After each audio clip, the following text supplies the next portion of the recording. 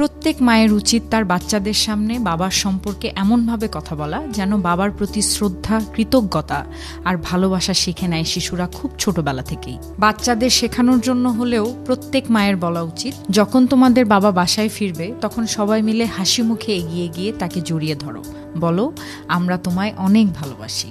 তোমাদের বাবা সারাদিন রোদে পুড়ে ঘামে ভিজে ক্লান্ত শরীরে ঘরে ফেরেন শুধু তোমাদের মুখে হাসি দেখার আশায়। তিনি হয়তো বলেন না, চোখে জল রাখেন না, কিন্তু তার নিঃশব্দ প্রতিটি মুহূর্তে ভালোবাসার স্পর্শ লুকিয়ে থাকে। মাদের নিয়ে অনেক কথা বলা হয়েছে, অনেক লেখা হয়েছে। বাবাদের নিয়ে স্বাভাবিকভাবেই আমরা একটু কম বলে থাকি, চর্চাটা আমাদের মধ্যে একটু কম। বাবারা তাদের ভালোবাসার শব্দে নয়, কাজে প্রকাশ করেন। বাচ্চাদের বলুন, তোমাদের স্কুল ফি সময় মতো দেয়া, রাতে না খেয়ে তোমাদের পেট ভরানো, ঘুম ভেঙে তোমাদের ঘুমাতে দেখা, এসবই তাদের না বলা ভালোবাসার ভাষা। বাবা মানে হলো সেই ছায়া যিনি